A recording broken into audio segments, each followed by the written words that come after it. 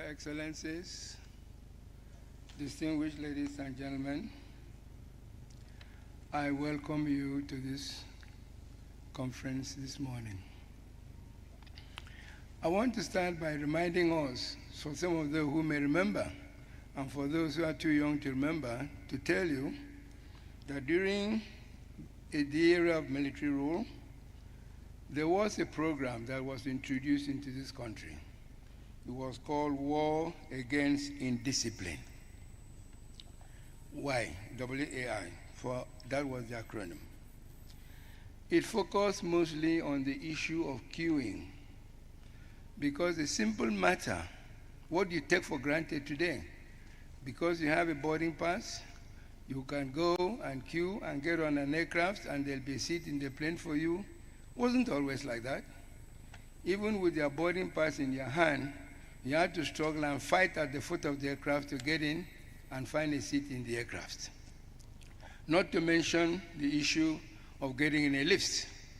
We'll all go and crowd around the entrance into the lifts, and without even letting those that are coming out to come out, and there'll be a fight and a struggle always. So the military introduced this thing they call WAI, War Against Indiscipline. And they enforced it with koboko and frog jumps and all kinds of dehumanizing methods. But perhaps maybe we needed that because we soon started to comply. But what it does tell me is that, this is interwoven with the simple fact of discipline and culture. So it does differ from place to place. But even as it differs, there are certain norms, or if you like, common norms or universal norms that really define what etiquette and good discipline is. Now, we know that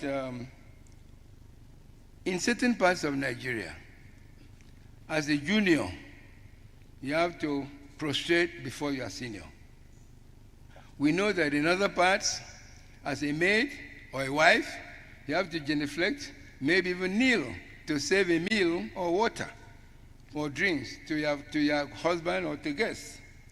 We know also that a lot of times you have to take off our cap and bow before we can shake hands with a senior.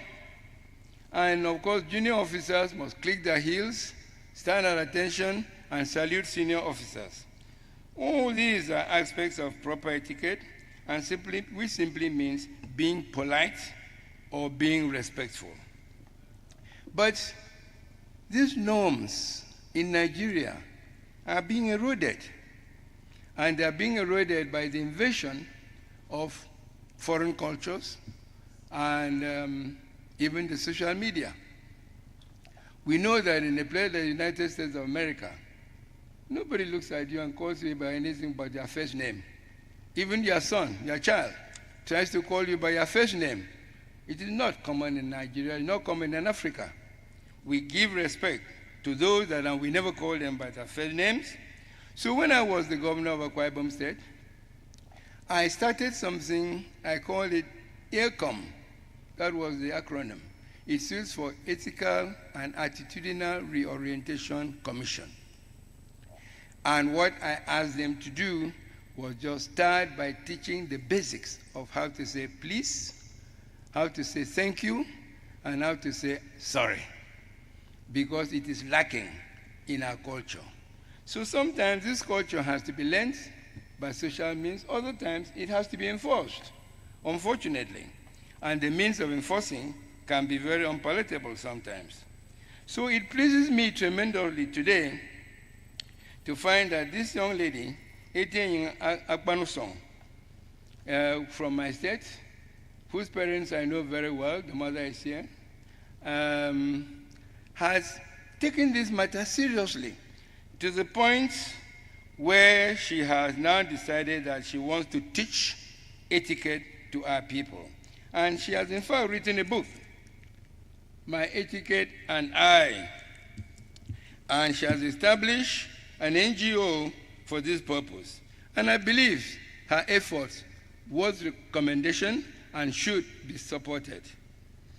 So I want to believe that this colloquium will achieve the purpose for which it has been organized.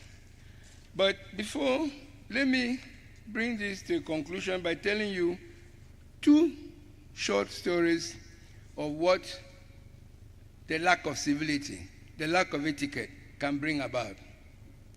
Several years ago, there wasn't Cross River State, there was Southeastern State, and Akwa Ibom was part of that. I was living in Kaduna, and I was given a rather serious message to go and deliver to the coordinator of the NYSC, National Youth Service Corps program in Southeastern States. I flew down through Lagos to Calabar and went to the office of the coordinator. I walked in, there was a young man sitting at the reception, and he was reading his newspaper. I greeted him. I want to believe he answered, but he never looked up from his newspaper. So I introduced myself. I told him I came with a message for the coordinator. Without looking up from his newspaper, he said to me, he's not around. I waited for further explanation. There was none. So I started to explain to him, please, I've come all the way from Kaduna, and he's not around, he's gone, is he come? Before I could finish, he jumped up with the newspaper, shouting, hey, come and see, come and see. He wasn't talking to me. He was talking to his colleague at the next bench. Something in the article he was reading in the newspaper. I was much younger than I am now, and far less patient.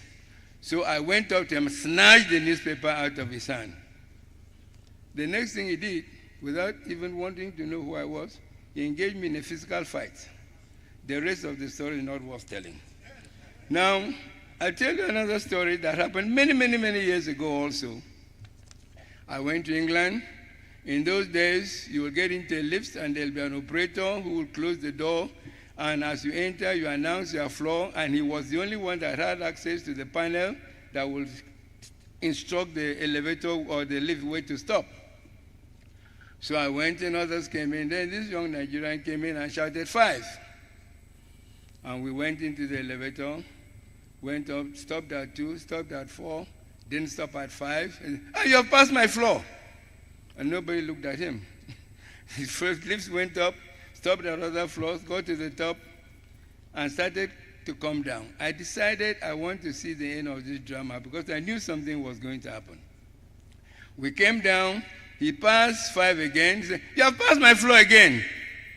The man just ignored him till we got to the floor, and he came out cursing, shouting, and I called him. I said, are you a Nigerian? He said, yes. I said, let me just suggest to you, enter this other lift. And when you enter, say 5, please. You will see a difference. And believe me, I don't know whether he believed me or not, but I know he went into the next lift, and I watched, and the lift stopped at 5. So he must have said, please. So it just shows that certain things people take for granted, and if you don't conform, believe me, they just completely ignore you. But because I wanted to tell you 2 stories, but because the theme of this colloquium is the effect of incivility on African development, I find it necessary to tell you yet another story, which has to do with the campaigns that led up to the last election, presidential election in February 2023. We have a group that's called the Compatriots. We invited every candidate and pleaded, please, in the next few months, one of you, whether we like it or not, one of you will become our president. Don't destroy him before he becomes the president. But the campaign was not based strictly on issues, but on character. And there was a lot of character assassination. So at the end of the day, I'm telling you this because not so long ago, I was invited by a Nigerian Institute of Professional Marketers to come and give a keynote address on how to sell Nigeria to the outside world post-2023 election.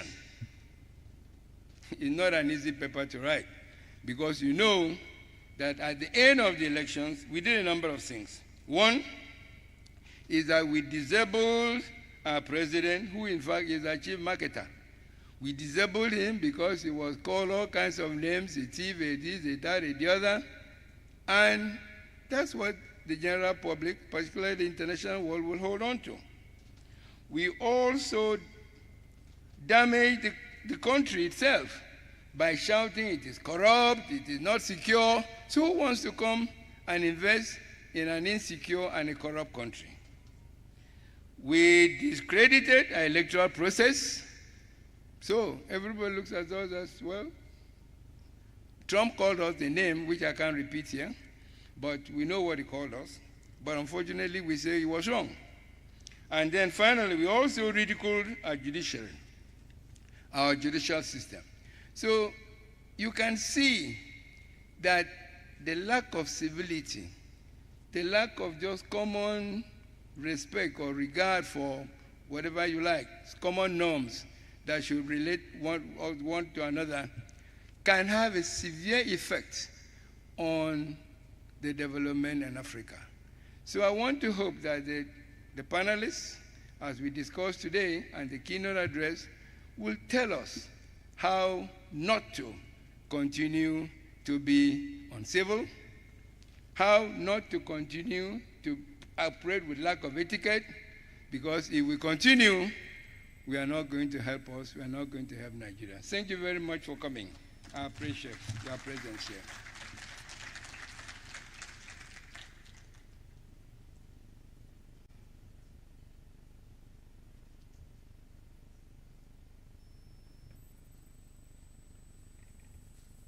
Another round of applause for His Excellency, Architect Obong Victor Atta, a man who is one of my earliest influence in speech making. So I still remember your last speech in office, one of your last speeches in office at the visit of former President Obasanjo. Even President Obasanjo was in love with that speech. Thank you so much, sir. It's my delight to very quickly recognize the very distinguished presence of the delectable Dr. Mrs. Obiageli Ezekwesili, former two-time minister and former vice president of the World Bank. Please, a round of applause. We also have in our midst Dr. Dauda Aliu Biu, the Corps Marshal of the Federal Road Safety Commission, who is here represented by Corps Commander S.B. Akande. Please, you're welcome, sir. We also have in our midst a representative of the chairman of the FCT Universal Basic Education, Dr. Alassane Sule. He is here represented by the Director of Teacher Professional Development, Mrs. Jacqueline Amasike. Please, a round of applause. Very quickly, media, please, let Etiquette Africa documentary play. Few minutes, please just view this and I'll be back. Africa, a continent of vibrant cultures, rich traditions, and diverse people. In the midst of this diversity lies a common thread: the importance of civility, behavioral excellence, and patriotism. This is where the Etiquette Africa initiative steps in. Founded in 2022, Etiquette Africa initiative was born out of a vision to instill a sense of pride, respect, and responsibility among Nigerians and Africans. I've always had a knack for good manners and proper behavior. I grew up in a home where respect was paramount, and I simply wanted to see the same replicated in the society. A pivotal moment for me was when I traveled out of Africa for the first time. It was about 12 or 13 years ago when I visited the UAE, and I very easily observed how there was mutual respect between motorists and pedestrians. I realized at that point that we were not as mindful and considerate towards one another in Nigeria and other parts of Africa I had previously visited. I thought at that point that I needed to do something to contribute to societal development. We launched the Etiquette Africa Club activities to create a platform for sustainable personal development in regards to refinement, confidence building, leadership, and so on. This club empowers its members to navigate social interactions with grace and respect, preparing them for success. The journey began formally during my NYSC year when I took up a personal community development service project as a corper. I included etiquette in the skills that I taught the young ones in secondary schools across FCT. It was so well received that I realized this is something that needed to continue. A few years after my NYSC, I took to social media and began sharing tips on etiquette and manners. This metamorphosed into a finishing school, and today we have Etiquette with Eti Academy, which over 6 years has been offering services to both individuals and corporate organizations. Etiquette Africa goes beyond basic manners, focusing on grooming future leaders who embody excellence in all aspects of life. We believe that true leadership begins with self-discipline and a commitment to personal and professional growth. I wanted to do much more, not just as a business endeavor, but by way of contributing to societal development. We realized we needed a platform that could be more inclusive, allow more people, corporate organizations, and even government be involved in this endeavor of promoting civility in Nigeria and across Africa. That is how Etiquette Africa initiative came about. And just like I did during my NYSC year, we decided to utilize education as a tool for societal transformation. I'm the president of Etiquette Africa Club of my school, and as a member of Etiquette Africa Club, I've benefited a lot, such as how to make a good first impression, how to conduct myself like a lady, how to eat right, how to be confident, and how to be a good public speaker. As a leader, I've been able to impact my club members and my school at large with knowledge I've gotten from Etiquette Africa Club. Streetiquette. Streetiquette is a Vox Pop series where we take etiquette to the streets. We sample the opinions of citizens on different etiquette-related issues and seize the opportunity to educate. Hello, it's a beautiful day of Streetiquette. Streetiquette is proudly brought to you by Etiquette with Eti. I'm your preferred etiquette coach, Lady Eti, and on today's episode, we are discussing eating in public places. By celebrating African heritage and promoting active citizenship, Etiquette Africa instills a sense of patriotism and pride in one's identity. Being part of this initiative has made me more aware of my role in shaping the future of my community, my country, and Africa as a whole. Since its inception, Etiquette Africa has reached millions of individuals across the continent, igniting a positive cultural shift and inspiring a new generation of leaders. Our educative pep talk series on TV is viewed weekly by millions in Africa. Our secondary school sensitization has taken us to 65 schools in Nigeria, sensitizing thousands of Nigerian youths on the importance of civility. Etiquette Africa Club is mentoring and grooming refined leaders of the future African society. Our journey has just begun because we envision a society where behavioral excellence and patriotism are ingrained in the fabric of African society. We invite you all to join us in this endeavor of promoting civility, because civility, which can otherwise be called love, is good for everyone. In a world where civility is often overlooked, the Etiquette Africa initiative stands as a beacon of hope, reminding us that small acts of kindness, respect, and patriotism can create a ripple effect of positive change across Africa and beyond.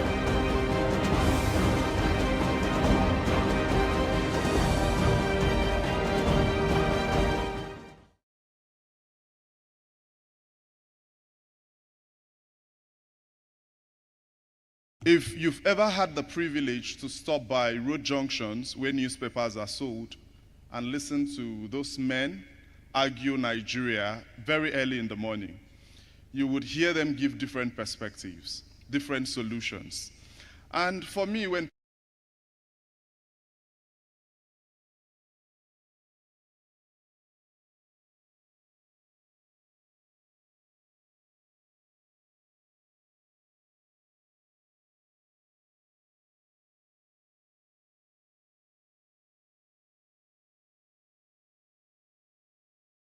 the keynote address, media, please reveal our keynote speaker.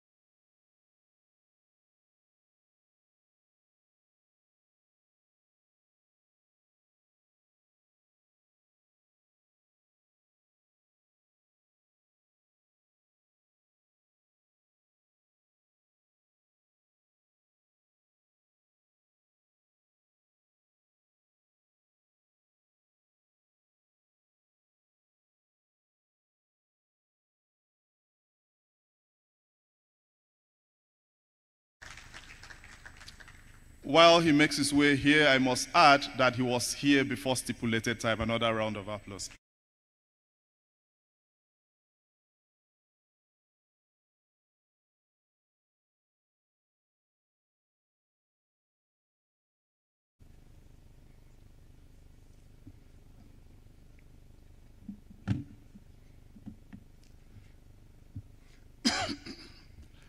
Thank you very much, very amiable Master of Ceremonies, for the honor of the introduction and inviting me to deliver this keynote address.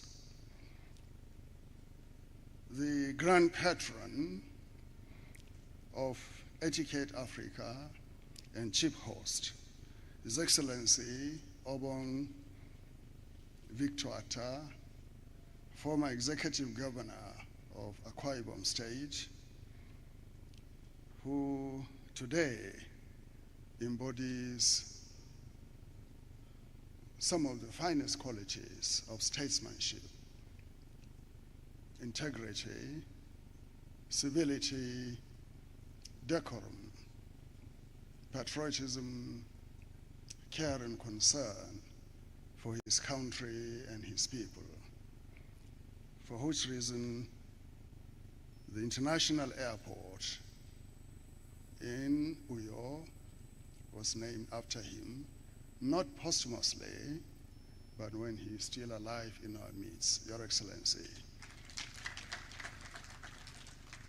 Dr. Obi Ezekwesili, former Honorable Minister of Education and an international civil servant who works in the World Bank, my brother, Mr. Femi Adesina, Senior Special Assistant to former President Muhammadu Buhari on Media and Publicity, my brother, Dr. Linus Okorie, President of Gotni Leadership Center here in Abuja, our eminent media and public relations personalities, Mr. Cyril Stober of NTA, and Mrs. Eugenia Abu, my sister and classmate in Zaria. Distinguished ladies and gentlemen, members of the Fourth Estate, that's the media, and the organizers of this important event. I also have the privilege to bring my son along to meet you and to learn from a discussion. So Suleiman is over there. You know, I brought him here to see you. Good morning, everyone. It gives me great pleasure to deliver this keynote address on the topic, the effects of incivility on Africa's development.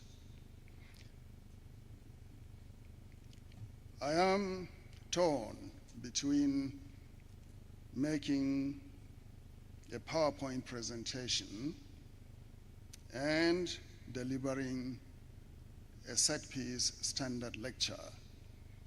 But I opted for the latter in view of the importance of the topic and the need to present a fairly detailed exposition on such a very critical topic from the perspective of developing and building of personal and group relationships.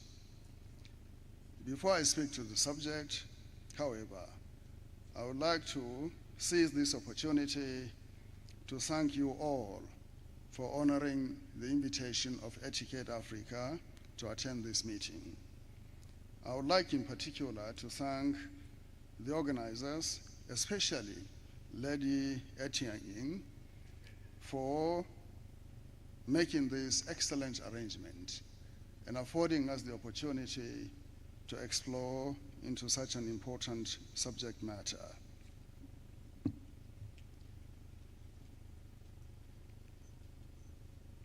Having made these necessary overtures as required by protocol and general rules of civility, I would now venture to speak on the topic of the day. Let me begin by quoting these famous words by late President of the United States, John F. Kennedy, who said, I quote, "So let us begin anew.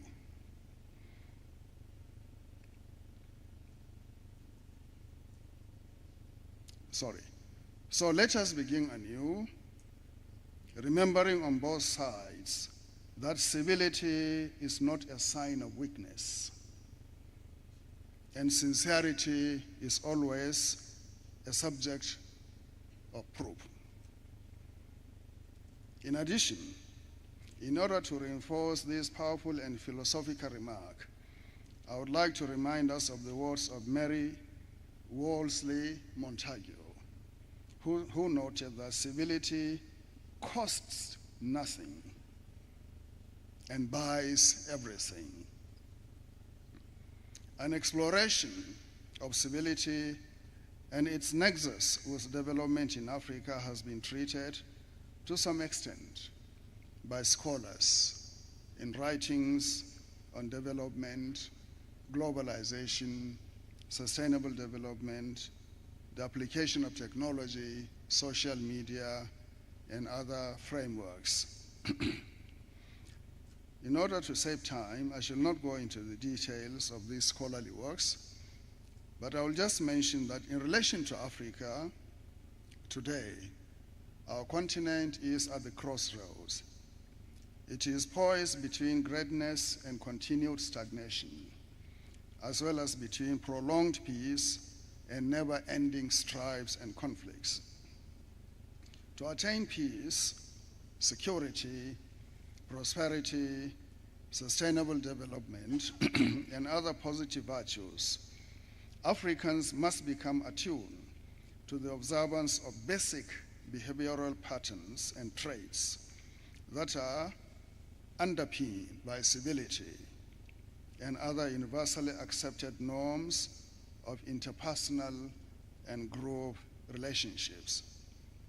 The lack of civility in our routinized endeavors has created situations of unrest, intolerance, conflicts, mistrust, suspicion, rivalry, antagonism, hate, and even outright aggression against each other.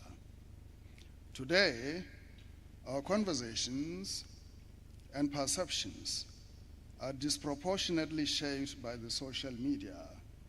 Hence, we find ourselves responding to or influenced by adverse comments and abusive, hate-filled diatribes expressed against each other, against countries or their governments, against national leaders, against religious beliefs, against other ethnic groups, and so forth, which tend to create tension with the potential of destabilizing our societies.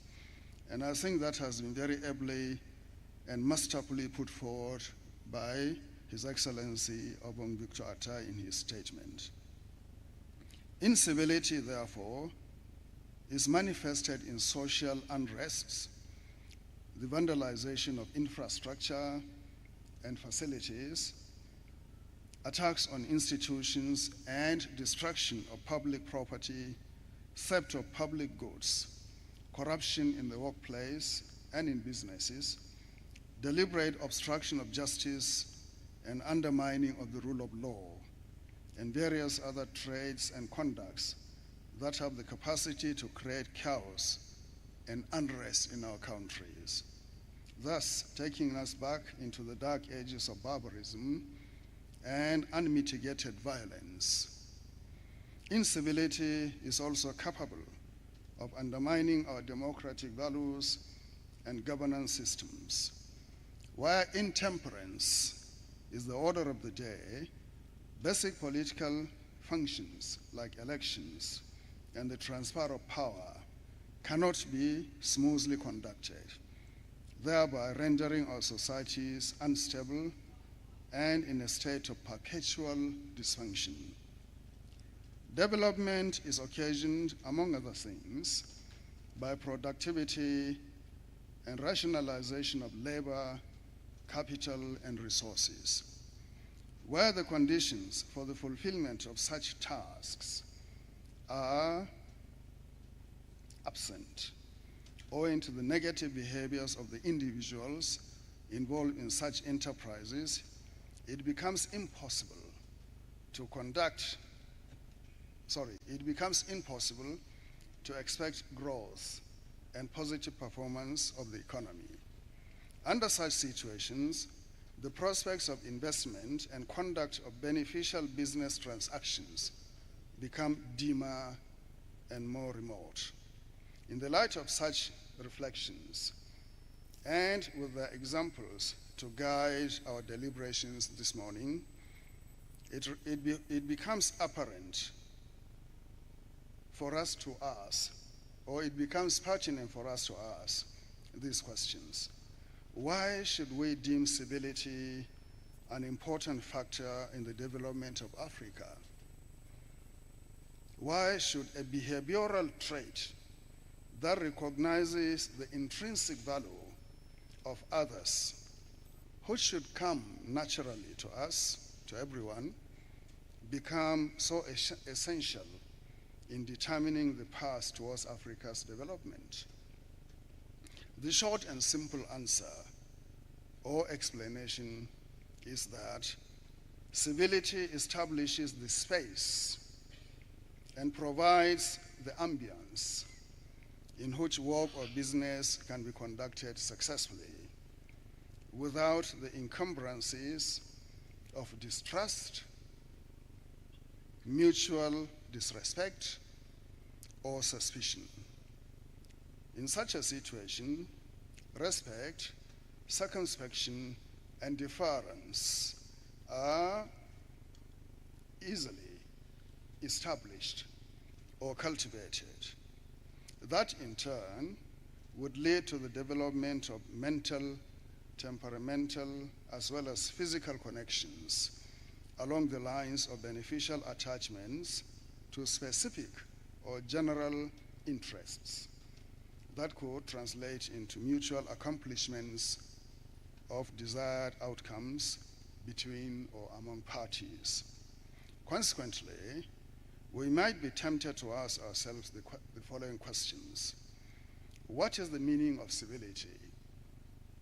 Why should this intangible but indispensable manifestation of character matter in establishing frameworks for doing business or even the attainment of set objectives in any given situation? What are the essential ingredients or manifestations of civility? Can civility and protocol be equated as similar or closely related? Are civility and etiquette the same or different character manifestations? I think we have enough questions to last us the whole day trying to answer them. Briefly, therefore, civility is defined simply, and I quote, as the act of showing regard for others by being polite. This is a simple behavioral pattern that defines what civility is. Like our MC said in his remarks, civility was derived from the Latin word civilis, meaning relating to public life or befitting a citizen, which in other words means being friendly and nice to everyone. Thus, being civil or showing civility can encompass several traits, among which are politeness, courtesy, courteousness, good manners, gentlemanliness and gentlewomanliness in that case, chivalry, gallantry, graciousness, consideration, respect, gentility, urbanity, cordiality, geniality, pleasantness, affability, etc. Of course, the opposite of civility can be discourtesy, rudeness, incivility, coarseness, ill-mannered, abusive, intemperate, obscenity, etc. Civility is an aspect of social progress that is manifested in various areas of endeavor, such as commercial transactions, interpersonal relationships, relationships in the workplace, office and market situations, the military and the police organization, and all other organized and structured entities that are ruled by certain approved behavioral traits to ensure their smooth proceedings, behavioral traits, protocols, and codes of conduct. Conferences like this and meetings are guided by established rules and etiquettes and regulations to ensure their smooth proceedings and uninterrupted progress, leading to the arrival at desired outcomes and objectives.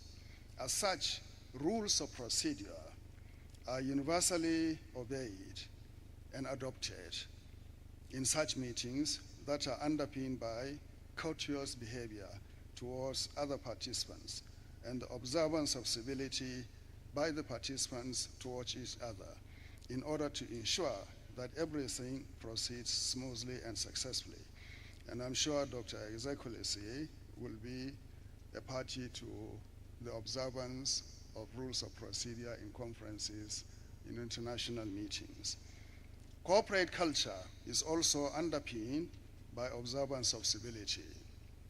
There are codes of conduct and rules of behavior in boardrooms, the simplest of which is the serving of refreshments such as tea or coffee, drinks, water, and so forth, at intermittent intervals during board meetings or other important functions. Such practices create the ambience in which successful deals and transactions can be pulled off while conveying an image of civilized attribute of the organization. Such practices are indispensable in attracting clientele or establishing a niche for the corporation in a competitive environment where every added advantage is required to place you over and ahead of your competitors. Absenting civility from the above scenarios or any other group engagements would translate into chaos, disorder, intemperance, disobedience, lawlessness, systemic breakdown, aggrandizement of space and privileges, loss of vision and mission, dilution of responsibilities, loss of respect, and various other negative traits that could conduce towards severe or complete dysfunction of the organization or the society. Having civility as a baseline trait to be observed voluntarily and as a matter of ingrained habit will automatically translate into orderliness, punctuality, efficiency, conscientious behaviors, obedience, and other positive attributes that will contribute to the growth and development of any undertaking or enterprise. The cost of incivility in any group dynamics is therefore the retardation of progress and rendering difficult or impossible orderly attainment of organizational objectives that are predicated on the discharge of duties and assumption of personal responsibilities when things go awry or wrong. Beyond being just a metaphor or a simple personal behavioral pattern, civility encompasses mental, emotional, and spiritual experiences that define our capacity to maintain as well as to demonstrate empathy towards others by showing respect to them. This state of mental and spiritual disposition also marks the beginning of rationality in us, which is to say, to expect a reciprocal treatment from others as contained in the saying, "Do unto others as you would want others to do unto you." Civility, therefore, is the beginning of wisdom and the culmination of both physical and temperamental development of our beings.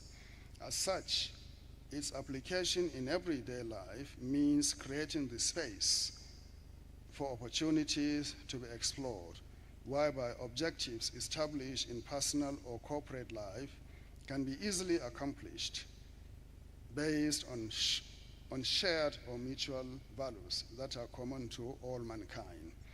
Now, in business, as in all other beneficial societal functions or undertakings, the bottom line of success is trust. This, in turn, is cultivated through intercourse or engagement in transactions that are either aimed at bringing returns and benefits or at creating conditions and opportunities from which certain expectations may arise or accrue. In this regard, the development of societies, without exception, is predicated on the reasonable and responsible discharge of obligations and meeting of commitments, whether contractual or others, that are aimed at creating fulfillment or granting satisfaction to the parties involved. From this, then, it becomes logical that interactions between and among actors in any given situation should lead to mutual regard and reciprocal respect, without which no progress can be made towards reaching a satisfactory ending to any transaction. Connecting such a state of affairs to Africa, it should be reiterated that since the early part of the 19th century, the general perception of our people, especially by Europeans, is that of unmitigated savagery and brutish existence, almost in the state of nature, with no laws governing our daily functions. Our collective endeavors were therefore consigned to the realm of nature, almost at an equidistance between the world of the wild animals and semi-civilized beings that are at the bottom of the human evolutionary ladder. It is thus pertinent to recall the novel by Mr. Joseph Conrad, Heart of Darkness, set in the Belgian Congo in the 19th century, in which the interplay between light and darkness, knowledge and ignorance, civilization and savagery were portrayed as the connecting reality and distinguishing features between the civilized white man, represented by Mr. Marlowe, and the degenerate African societies, displaying the unmitigated embodiment of the state of nature. This perception of retarded progress and unfulfilled development is still, sadly and unfortunately, associated with Africa to some extent, whereby the continent has become the playground of every commerce to take or plunder resources as much as their circumstances or abilities would allow. The incidence or phenomena of crude oil theft in the Niger Delta region, the large-scale illegal mining of gold and lithium in Zamfara and Nasarawa states, and illegal logging that is reported to be going on almost all over the country, are manifestations of the perception that we Africans are simple, unsophisticated, and lowly human beings who are not given to profound thinking about their interests and the future hopes and conditions of their people. The same story is replicated in virtually all the countries of Africa south of the Sahara, where unequal relationships have been established between Africans who own the land and the resources and external actors who come in to reap these resources by every means imaginable, most especially by bribing officials or creating insecurity under whose cover they conduct their nefarious operations. We need not look further than the Democratic Republic of Congo, the Central African Republic, Somalia, Mozambique, Sudan, South Sudan, Mali, etc., and even here in Nigeria, to discover the disregard with which Africans are held by outsiders in terms of their roles in fueling conflicts and exploitation of our weaknesses to further their agendas. The lack of civility in Africa, in this case, has led to the prevalence of corruption and all forms of corrupt practices that have so far defied any remedies, whether legal or institutional, since it is this corruption that is fueling the plunder of Africa's resources. Incivility that has been translated into shameless pandering to individual greed and inordinate lust for material wealth has truncated Africa's development and mortgaged the future of the continent, whereby generations yet unborn will be saddled with the consequences of our actions or inaction, as the case may be, to deal with corruption and defy its tantalizing temptations. In conclusion, Your Excellencies, distinguished ladies and gentlemen, I would like to note that according to the Institute for Civil-Civic Relationship of the University of Santiago in the United States, they said civility includes not only the notions of courtesy and politeness, but also such matters as social relationships and proper conduct in human relationships. For some, civility is the essential glue that holds society together. It involves such important issues as friendship, altruism, responsibility, dignity, and justice. Whether we adopt Aristotle's view of civility as a mutual feeling of goodwill that is based on selfless extension of consideration for others, or that of Thomas Hobbes, who believed that humans are incapable of sympathy with the interests of others, and that humans are ultimately motivated by self-interest in all their acts. The bottom line for us is that we must extend our personal traits and inherited values to encompass the larger objectives and interests of others with whom we live together. This means that we may settle for the position adopted by David Hume, who believed that humans are naturally sympathetic with our benevolence or willingness to act selflessly, guided by such things as reason. This will definitely dovetail with the expectations of basing our actions on the approval or approbation of our neighbors and those with whom we have cause to interact in our day-to-day affairs. In such a situation, our behavioral patterns must conform to the general or specific needs of our society and the needs of meeting certain expectations, such as progress and development, by eschewing such negative traits as corruption, nepotism, the abuse of privileges, the exhibition of lawlessness, and intolerance towards others.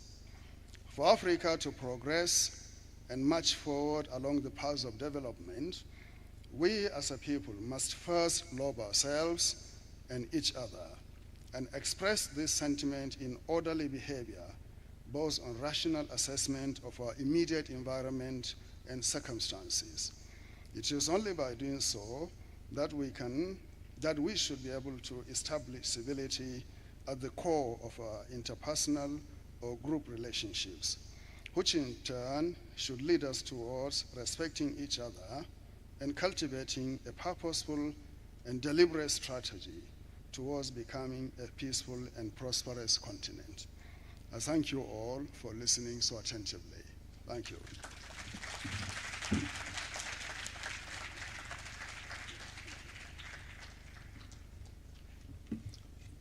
Please clap one more time for His Excellency Ambassador Usman Saraki. I listened attentively, and I particularly liked the definition from the University at Santiago because it tends to be all-encompassing. It draws a nexus between our behavior as human beings and its reflection on society. Very few days ago, I read about Iceland, where people sleep with their cars not shut, homes not shut. And I believe that with initiatives like this, it is possible in Nigeria. Please, a round of applause. Very quickly, I want to recognize the distinguished presence of the Director General of the National Orientation Agency, Malam Lanre Issa Onilu, who is represented by a Deputy Director of the establishment, Mr. Ebele Okonkwo. Please, around Mrs. Ebele Okonkwo. Thank you so much. It didn't come with any honorific. Thank you. It's also my delight to recognize a man I call the signature Red Man Socks, Dr. Linus Okorie, President Godney Leadership Center. Please, a round of applause. Dr. Linus, I must mention, when I knew you were coming, I had prepared a red socks because they say imitation is the greatest form of flattery. But in packing, I switched bags, and I left one leg of the socks in the other bag. But next time, I'm sure I'll catch up. Please, a round of applause. All right, very quickly, housekeeping. I am made to understand that certain people are asking for a program of events. We've gone tech. So please, if you have this, scan this, please. Your internet has to be on, and then it will take you to the program. Your Excellencies, distinguished ladies and gentlemen, we're about having the panel session, and we have a moderator. But I must tell you about this moderator. He has over 30 years experience in the broadcast journalistic industry. This man is a metaphor for broadcast and journalistic excellence. I hear that even after retirement, he was still called upon to read the news. I'm sure you already know. Please, a round of applause as he comes up here. Mr. Cyril Stober.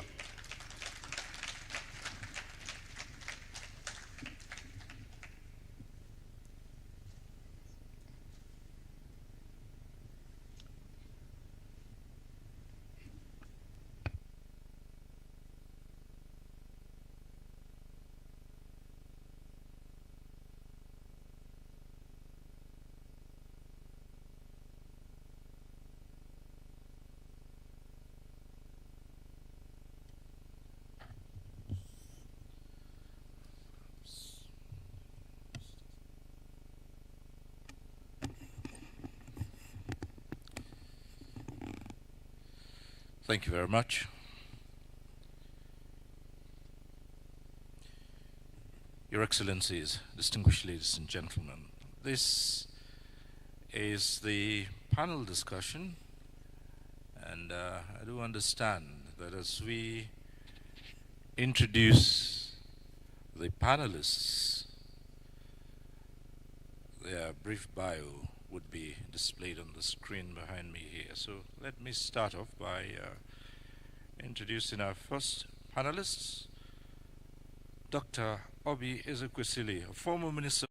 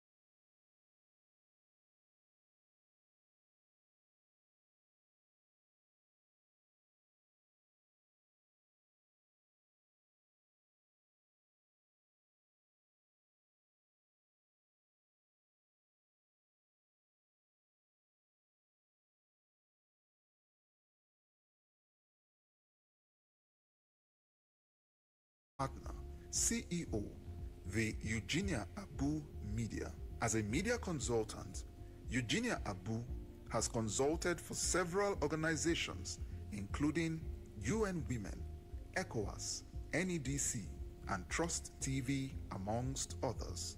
Ladies and gentlemen, Eugenia Abu.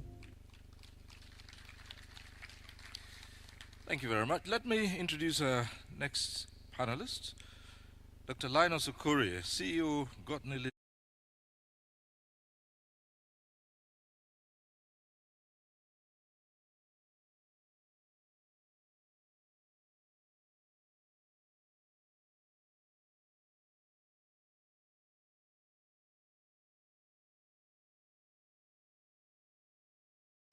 Gotney.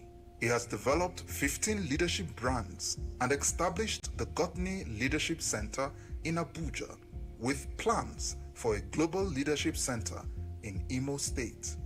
He has inspired over 300,000 individuals through his programs and millions through media appearances. An influential speaker and author, Okorie holds a master's degree in organizational leadership and has completed programs at Harvard University and through the U.S. Department of State. Recognized with honorary doctoral degrees and inductions into prestigious organizations, he continues to shape leadership in Nigeria and beyond. Ladies and gentlemen, Linus Okorie.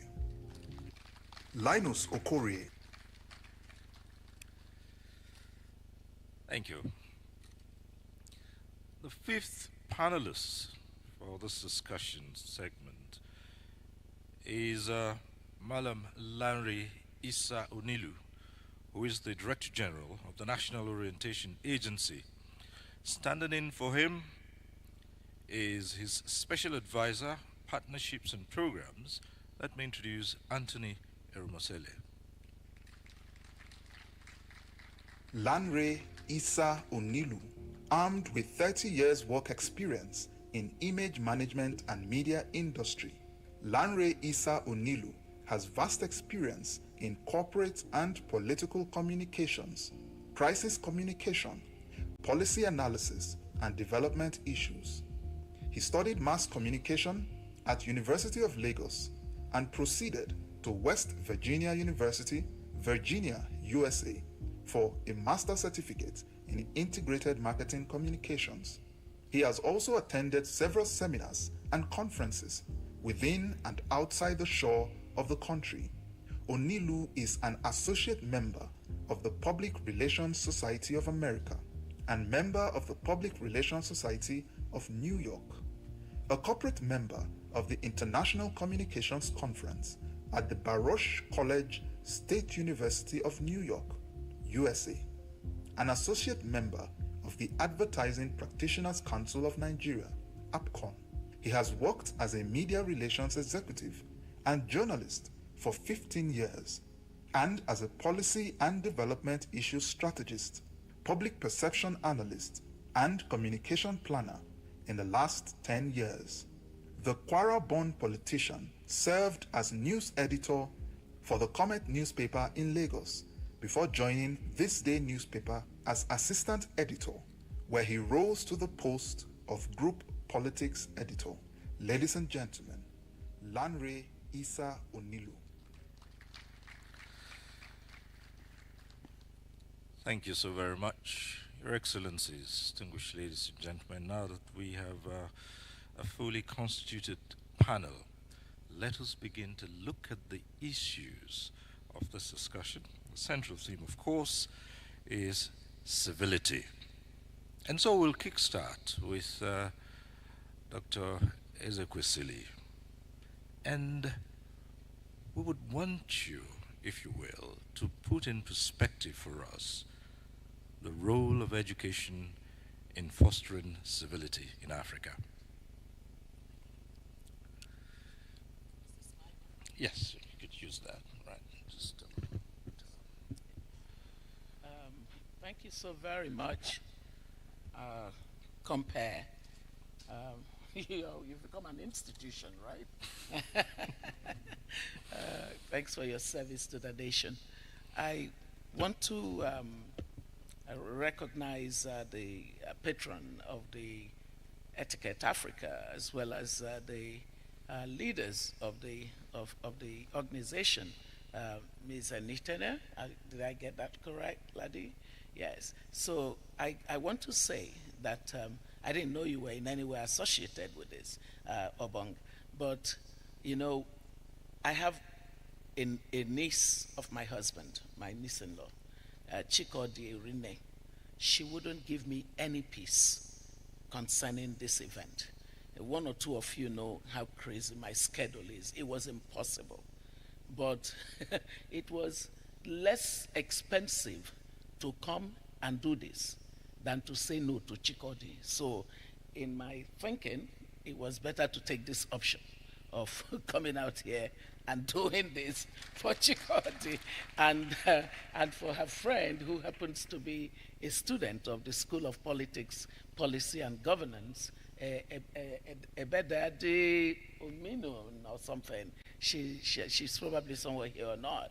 But I love the young women of our continent who, no matter what you say, are unrelenting in pursuing a focus on issues that matter to them. And this particular issue that they are focused on is really critical for articulating where our continent goes. I'm excited at the fact that I find the school children to be the majority of this audience.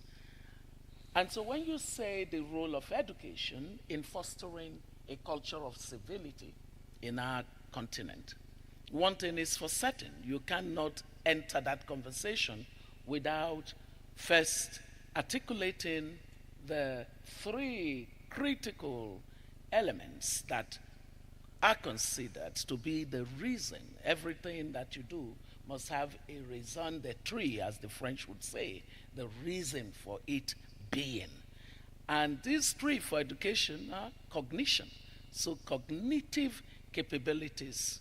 And number two are affective capabilities. Number three are the aptitude capabilities. And so the affective capabilities, that's the realm within which the civility that we're talking about today falls. Affective capabilities are often considered not as important as a child coming home with 100% in English and mathematics. They are considered as not as important as the physical aspects of education, where the dexterity of a child to be able to construct things, use the hand and make things, and, as part of the education process, are regarded. However, it turns out, and that's where I really want the young ones to listen. In our generation, people cared about IQ, the intelligence quotient of the individual. At a certain time later in the same generation, but toward the generation that came after us, the world of education and corporate boardrooms began to care so much as whether people have what we call EQ, emotional quotient, that is emotional intelligence.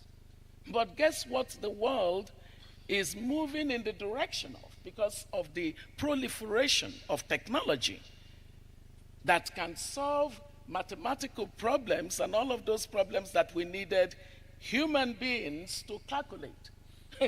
We don't need you to calculate so many things anymore, because the algorithms will take those numbers and in a chip they would calculate it. So the fact that you can do mathematics so well is not what gives you a cutting edge. In your generation, what gives you a cutting edge in order to be recognized as one who can take their position in any place of distinction and authority around the world is what is now known as LQ. LQ is actually love quotient. Can you believe it? That love love. As in when they say to you, love your neighbor as yourself, has become central and core to the kinds of tools and skills that education must give to our children. The reason that love has come center stage is that one thing that machines cannot do is to love. Machines can do all kinds of solutions for us, but machines cannot answer ethical questions, because ethical questions are at the center of the capacity of an individual to look at the other individual and care about them enough to say that I love them, and to say that I would respect their point of view, that I would respect what they stand for, that I would engage in disagreement with them but not in a disagreeable manner, that I would object to them but not in an objectionable manner. It is education on the basis of values, values-based education. They transfer these skills and this capacity to have the character to see that healthy debate is a culture of education. In societies that have made progress, in societies that have been able to galvanize the diversity of thoughts, the diversity of ideas, and therefore create innovation for development, it has been on the basis of everything that I said. And so for your generation, when your parents talk about values, listen to them with such depth of understanding, because it is what will distinguish you from the rest of your generation in going as far as possible. Thank you so very much. And there are one or two aspects which we'll delve into much later, and that would be the place, again, of formal, informal education, and as you speak, values, and expanding the concept of love for one's nation, love for another human being. But we'll come to that in a moment or two. Let me move on to Dr. James Komolafe, and simply, the opening question I'd put to you is, let's look at the effects of incivility on both the physical and mental health of the African. Thank you so very much. What a pleasure being here. Mr. Siristoba is one media voice I have heard for the last 4 decades. And when I heard he was going on retirement, I had to take up a little intercession that this voice must not be missing out in our radio. Please, a round of applause for Mr. Siristoba. When I heard my name after Dr. Mrs. Obiageli Ezekwesili being mentioned, I was wondering whether there was another James Komolafe. I think the organizers of this program hasn't been fair on me to have brought me to sit right beside my boss, my mentor, my leader, and the one who have equipped me to be what I am today. Please give it to Dr.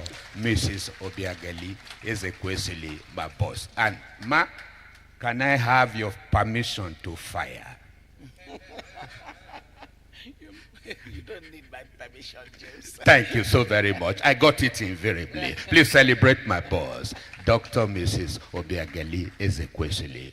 Now, Mr. Siristoba just asked a question, and I listened very carefully to the address, the special address, and the way our daddy ambassador rounded up the speech, summarized everything I came to say. Please celebrate the ambassador. Thank you so very much, sir. Celebrate daddy also. I found everything they said wrapped up in behavior. Madam have just spoken and drew a nexus between education and love being the bottom line and the basis. In the School of Articulation and Behavioral Alignment Resources and the Institute of Behavioral Alignment of Nigeria, we see love as very germane on a necessary condition, but never sufficient. Why am I saying this? It is one thing to even be an advocate of the love message, but the question is this: do you really love yourself? It has to begin from you. The individual becomes the pivot for which we can network a better society through civility. So, in the alignment quotient, 3 P's are very germane. And what are the 3 P's? The first P is personality. Until we come to terms with who we really are as individuals, our personal concept in terms of the mental health, who we are in our minds, the emotional health, who we are by the virtue of our relationships and responsibilities, the physical health, who we are in our body as individuals, and the spiritual health, who we are in relation to the one who made us, and our social connect or disconnect, as it may be, with one another. So when I don't love myself to the point that I can pick up a weapon and do some bad behavior against myself, then you won't need to fault me for not loving someone else. So the bottom line is this: how well have we as individuals taken time to look at our holistic health? Health by UN definition is no longer absence of sickness or disease and all of those other debilitating variables. It's all about your capacity to manage yourself as you package to manage in order to avoid the damages.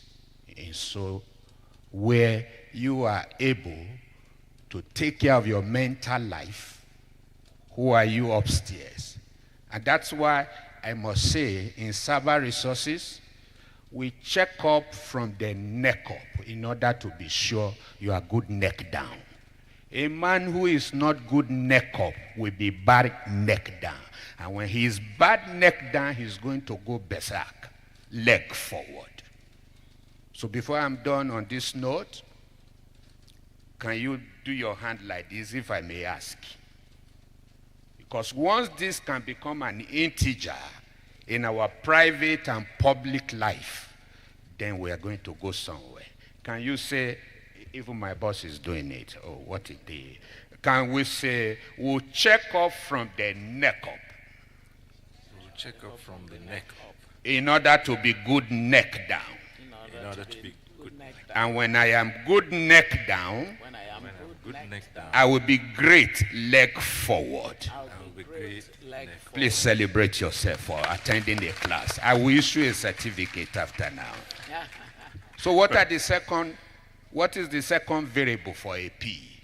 When I discover my first P, my mental health is taken care of.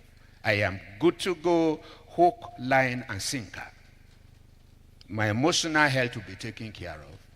My physical health will be taken care of. And, of course, my relationship with God will be taken care of. That is the health variable, my personal concept. The second P is my potential. That is my strength variable, where my skills, my competency, my capability mode and model at the same time becomes very integral. What do I know? Why personality talks about who I am, so that I can be myself. Potential says, what do I have? And I think the crux of misbehavior and incivility in Nigeria and Africa stems from these two. Behave. I become myself.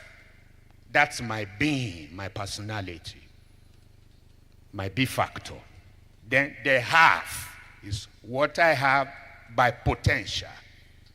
So when I join be in my person to have in my potential, what do I have?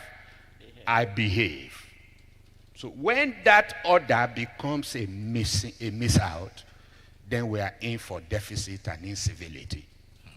So in other words, I must find out who I am first and appreciate that personal construct in order to discover what I have.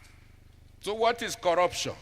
It is my aptitude to discover and to get what I need to get first before becoming myself. So when you find the true order, behave. You join the two, you behave. Now, in a situation where you have before you be, please, can you mention for me or pronounce for me have and be? What do you have? Now, can you see misbehavior even in this hall? So, the capacity to become yourself and identify with your personal value construct as a matter of priority, and then finding out what you have will make you original version. And when you are original version of yourself, then you can transact. Then you can do critical engagement. And in critical engagement, you do three things. You interact, to interface, in order to intervene. And that is where the productivity sequence comes in. All right. And so lastly, the third P is production. When you join your personality, your health, to your potential, your strength, of course, you will get your wealth, and that is productivity. I beg to stop here. All right, thank you so much. Profound, Dr. Komolafe, and we shall relate all of these to being civil. But let me come to my friend, the next panelist, and this is about the role of parenting in cultivating civility in Africa.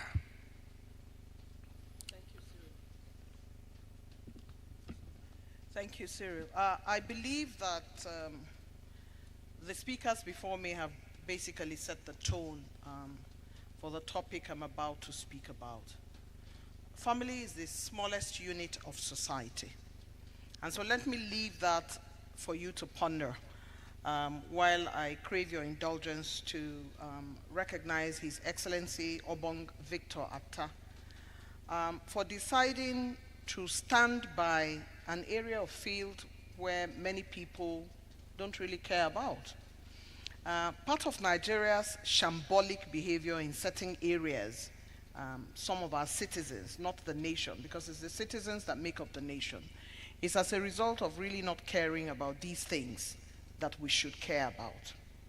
No matter how brilliant you are, if you don't have etiquette, I don't consider you as brilliant at all, because then you don't have all the things that His Excellency, my brother, and one of the finest in the diplomatic field, had spent so long talking about. You won't have empathy. Corruption will mean nothing to you, and you will have no patience. You have no friendliness, and you are always quarrelsome. Part of the things he talked about are really some of the things that would form the bedrock, and myself and Cyril and our other panelists, Ms. Christy Adejo, we kept on saying, His Excellency the Ambassador has spoken for us already. What are we going to talk about when it's our turn to speak? Your Excellency, what a well-researched, well-thought-out keynote that was. We thank you so much. Obong Victor Atta, His Excellency, the former governor, spent his time telling us in stories the way in which we have thrown our values through the window. I think it's important for us to reminisce and remember some of the great stories that he told about how we suddenly behave in a manner in which my friend Professor Patu told me will describe as anyhowly, anyhowly behavior. And in speaking to that, it's really about how you say some things, koimin. In Yoruba language, koimin means it doesn't matter. Etiquette is about ensuring that things are meaningful. If they say, let's put this chair on top of that chair and make it look ugly, so a few Nigerians will say, koimin. In other words, it doesn't matter. Why should it not matter? This is the time more than any other time that it should matter. I'd like to salute Mrs. Ogogo Musa's delegation from DEPOA, the wife of the Chief of Defense Staff, a very civil, very proper woman, has sent an entire delegation here. Would like to thank you for coming. Thank you.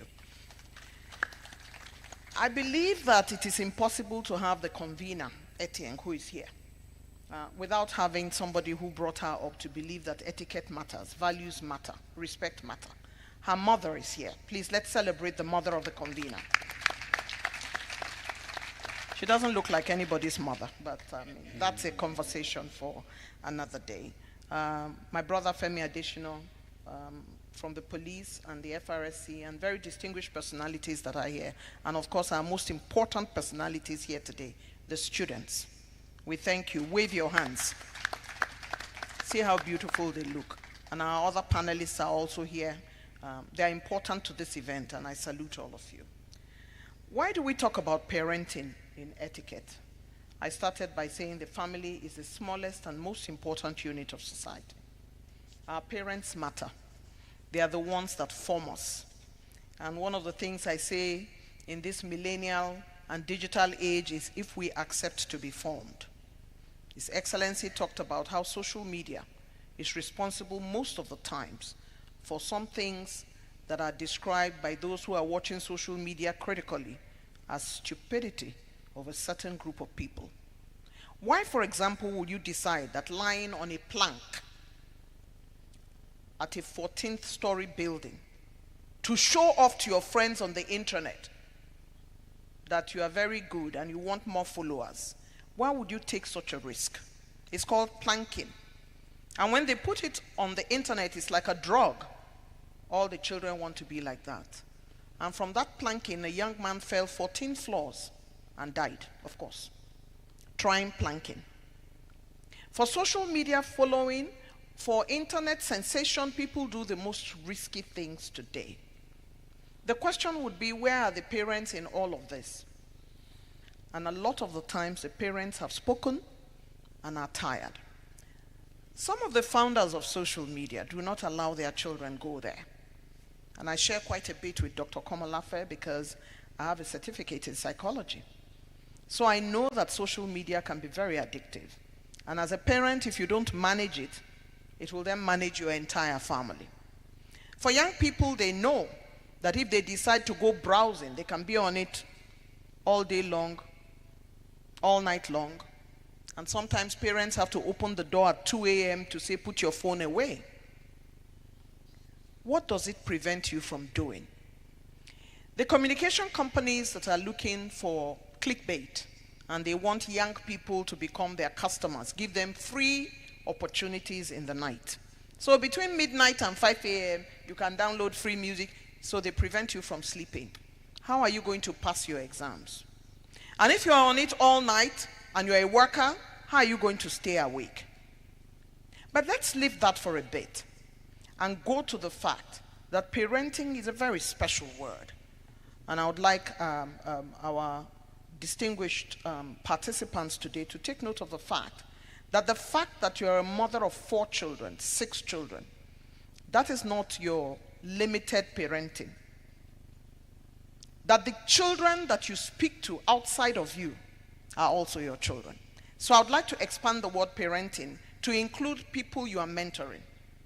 Obon Victor Atta, for example, His Excellency has decided to mentor the convener. Without wanting to mentor him, is there any reason why he will be here? Without believing in the cause, is there any reason why he will be here? He therefore has become her parent. So let's expand the word. And while that is going on, let us take a look at what mentoring can do. I always believe is the unexplored area of field for fast-tracking development in Africa. How many people have we mentored How many people have we taken under our wings? The millennial generation, the Gen Z generation, they describe us as ancestors. Once you are over 60 or even over 50, you are an ancestor. The rest of them are the happening things. But I've learned over the years, having gone to the United Nations Institute of Aging in Malta, that intergenerational relationships are the best, where a young person teaches us technology and we teach them wisdom and values. Parenting is getting harder and harder by the day. Because today, children are no longer as pliant as we were. They now ask you a question with a question. When you ask them to do something, they ask you a question. So you must be beyond and above board to be able to engage. How are parents able to stem these things we see everywhere? Rudeness on the train. An Uber driver said to me one day, I was trying to go somewhere and I didn't have a driver, so my son got me an Uber driver. And I said to him, shall we greet? And the Uber driver said to me, greeting is free if you like. And he was old enough to be my third child. So I waited to get to my destination. My executive assistant was very shocked. She thought, Mommy is not saying anything today, because I believe every opportunity is a teaching opportunity. And I said nothing. She was shocked because I wanted us to get to my destination. A quarter way through the journey, he said, I greeted you, or maybe you didn't hear. I ignored him. And when we arrived at my destination, I said to him in his language, if I were your mother, would you speak to me like that? Then he started lying down in his car. And I said, once you mess up the first time, it's difficult to call it back. Difficult. Now, we all are aware of how sometimes in trying to teach our children to be the best, we teach them to be disrespectful of their colleagues. We teach them to be unempathetic. We teach them not to have respect for space. We teach them not to have respect for other. And I'll give you an example. I tell my children all the time that when you are in class and you know the answer to a question, put your hand up and answer. The next question, put your hand up and answer. That is your quota. If you know all 5 questions, I do not expect you to try to answer all 5 questions. Because in your class, there will be those who are cutting edge, the most brilliant, maybe 20%. Another 30 or 40% are in the second class, trying, doing well. And the last group are the ones who don't even know what's going on. They don't understand. And you don't give them a chance every time your hand goes up. What it means is you have disrespected the rest of your class. You want to be the only one in front. Please correct me if I'm wrong.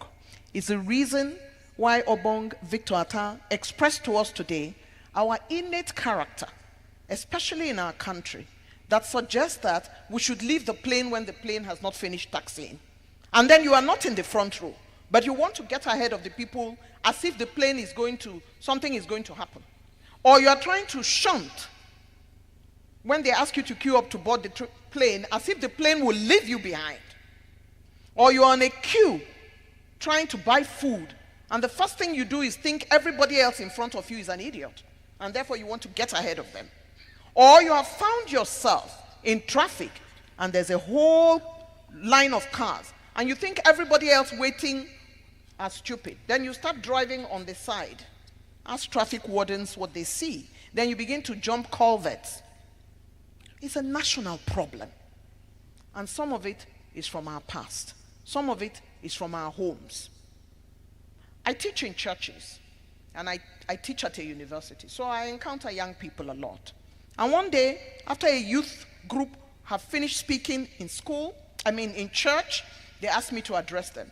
And one young lady put up her hand and said, sorry, ma, I have a question. What do you do if your mother is never there for you to speak to? I've asked her, I have something important. First month, second month, she's not there. In the third month, I went to her while she was preparing to go to work, and she said, write it and put on the table.